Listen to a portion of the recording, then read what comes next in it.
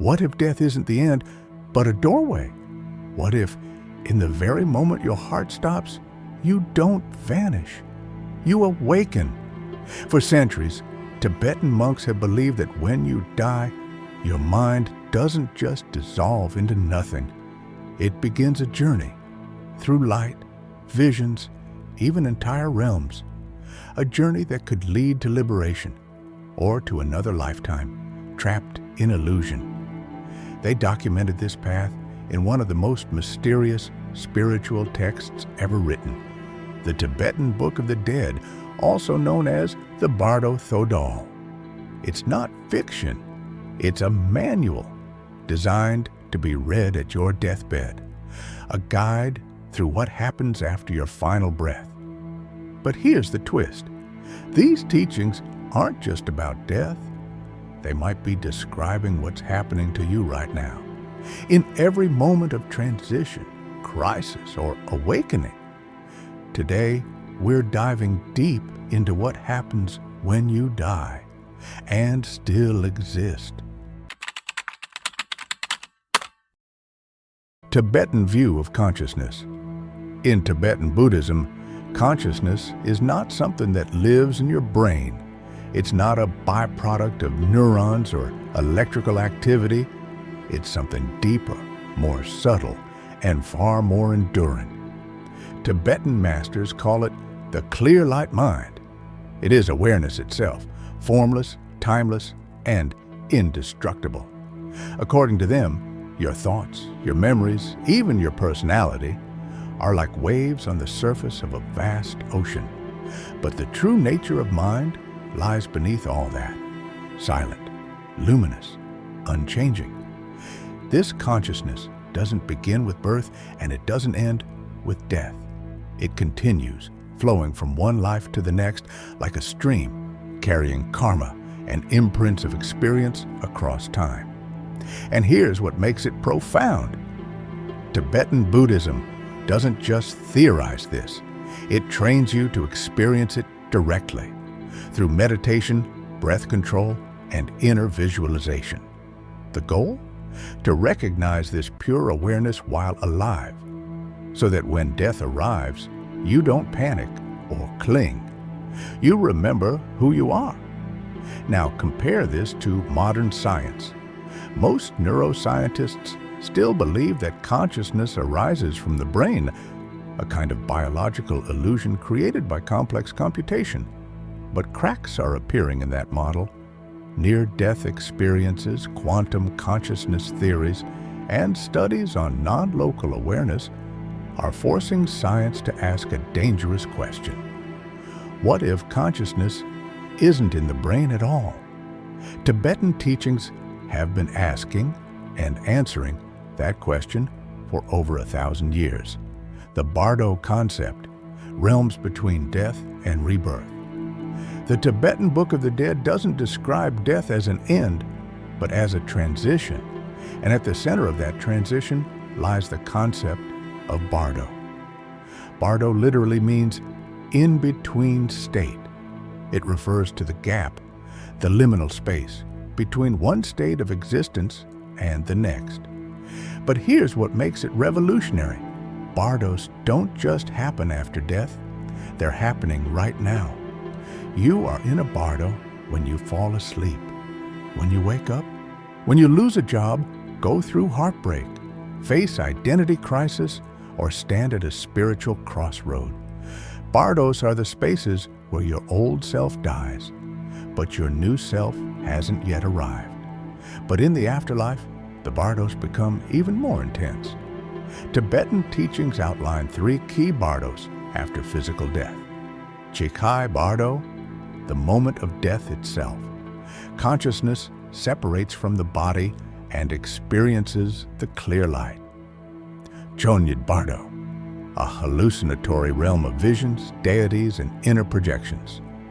Sidpa Bardo, the pull toward rebirth, shaped by your karma and clinging. Each Bardo is an opportunity, but it's also a test. If you're aware, calm, and prepared, you can achieve liberation.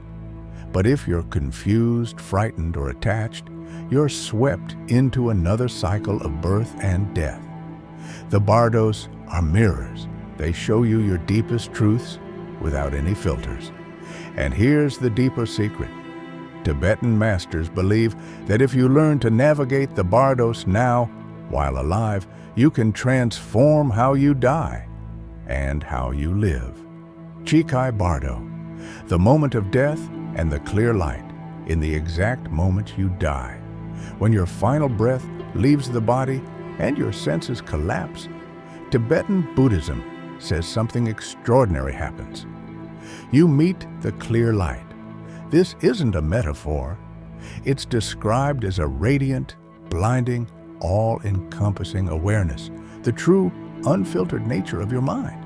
It has no shape, no boundaries, no fear, just infinite clarity, peace, and stillness. It is, according to the Bardo Thodol, your original self, before ego, name, memories, or form.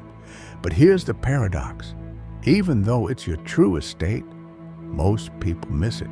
Why? Because at the moment of death, the average person is overwhelmed, confused, attached, still clinging to identity, family, fear, regret. And so, instead of recognizing the clear light, they recoil, and the opportunity for liberation slips away in an instant. Tibetan teachers say that this moment is the most important moment in your entire existence. If, at that split second, you can remain aware, if you can surrender and merge with the light, you can achieve full enlightenment and escape the cycle of rebirth entirely. Compare this with modern accounts of near-death experiences, NDAs. Thousands of people across cultures have reported seeing an overwhelming white light, feeling at peace, merging with something vast. Time dissolves, identity fades. There's no fear, only awareness. Is this the same clear light? Scientists don't have a clear explanation. Some call it brain activity, others call it hallucination. But Tibetan Buddhists would say that light is not in your brain. That light is what you truly are. The Chikai Bardo doesn't just reveal something after death, it reveals the essence of reality itself. But if you miss that recognition, the journey continues. The Bardo of Visions, meeting your mind as gods and demons.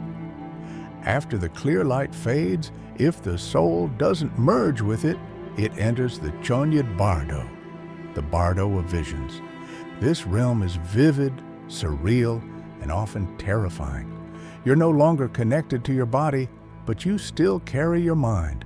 And now your mind becomes a movie projector, casting every fear, belief, and emotion you've ever stored into full-blown realities.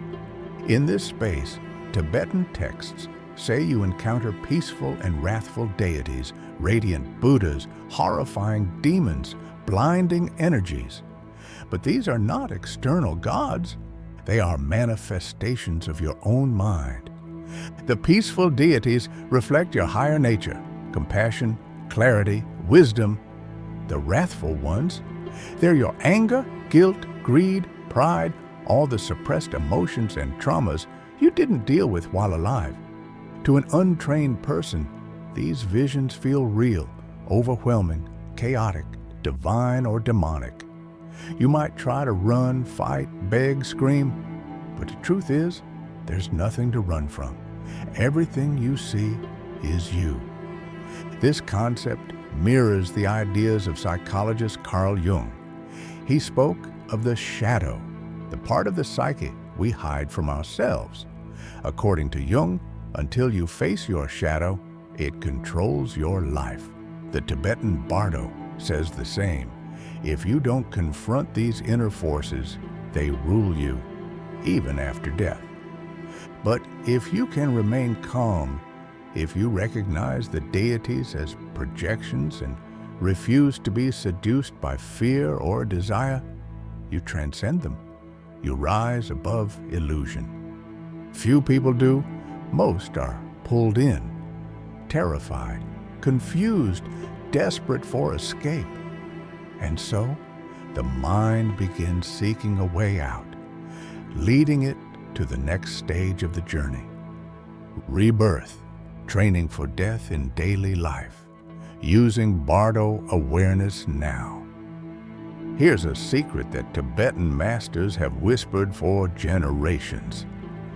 If you want to die well, you have to learn how to live in transition. The Bardos, those mysterious states between death and rebirth, aren't just cosmic waiting rooms. They mirror something much closer, every moment of change in your life. When you fall asleep, wake up, have a panic attack, lose someone you love, quit your job, or suffer heartbreak, you're in a kind of Bardo. A version of you is dissolving. Something new is waiting, but you're caught in between. And here's the gift. Every Bardo is a chance to wake up. In these moments, you can observe your reactions.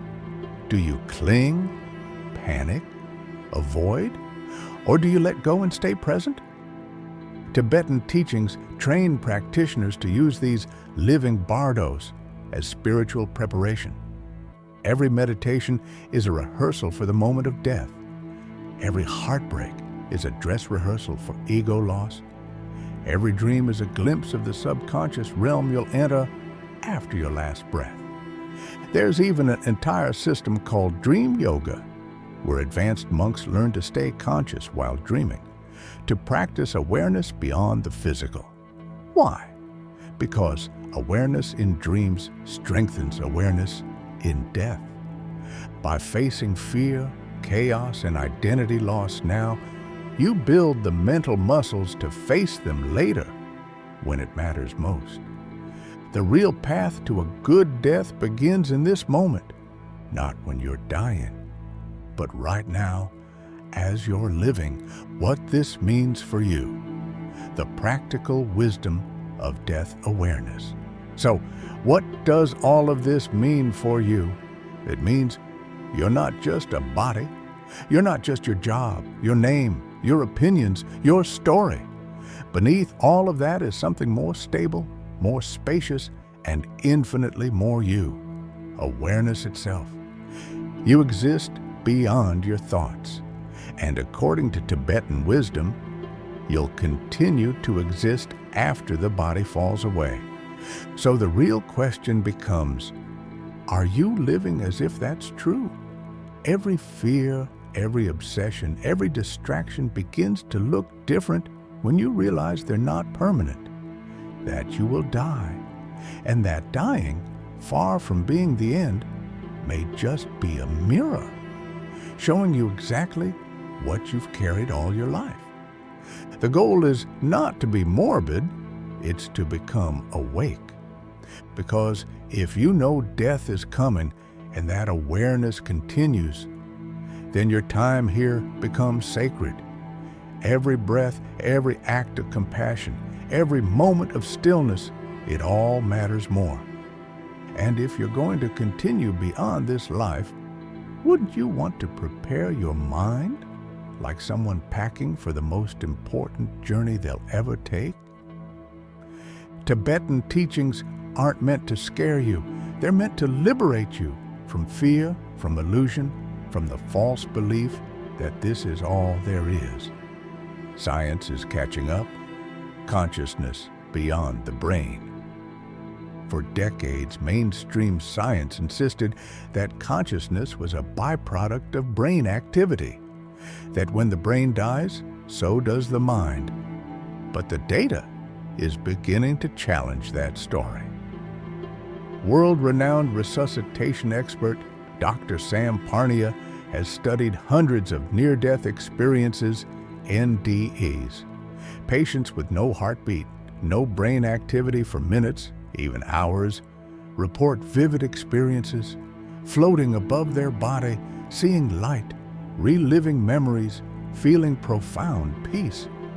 They shouldn't be conscious, but they are. Other scientists, like physicist Roger Penrose, have proposed that consciousness may arise not from the brain's chemistry, but from quantum processes, possibly even connecting to a larger field beyond time and space. It sounds wild, but so does a 1,200-year-old Tibetan book describing post-death visions, realms of light, and a mind that exists without a body. Even neuroscience supports pieces of this. Advanced meditators, like Tibetan monks, show altered brain patterns that defy our understanding of attention, emotion, and even pain perception. Could it be that these ancient mystics weren't delusional, but deeply observant? Science is still catching up, asking questions the Tibetans were already answering. What if consciousness doesn't emerge from the brain, but the brain is just a filter for something far more vast? You still exist. So how will you live? If Tibetan wisdom is right, then death is not the end. It's a mirror. It reflects everything you've become, everything you carry, and everything you've refused to face. You will still exist, but the quality of that existence, peaceful, terrifying, liberated, or recycled, depends not on your religion, your rituals, or your reputation, but on your awareness. The teachings in the Tibetan Book of the Dead aren't meant to be read when you're dying. They're meant to be lived while you're alive. Because every moment is a bardo. Every shift, every silence, every heartbreak is a doorway. And if you learn to meet those doorways with clarity, presence, and surrender, death will hold no fear. The question is no longer, what happens when I die? The real question is, how awake will I be when that moment comes? So pause, breathe, and ask yourself honestly, are you living a life that's ready to let go? Because if you still exist beyond the end, then how you live now is everything. If this video gave you a new perspective, or even just made you stop and think for a moment, hit that like button. It tells the algorithm this content matters. Got thoughts about life after death? Drop them in the comments. I read everyone. And if you want to go deeper into ancient wisdom, consciousness, and the mysteries of existence, subscribe and join a community that asks the big questions. Because we're just getting started.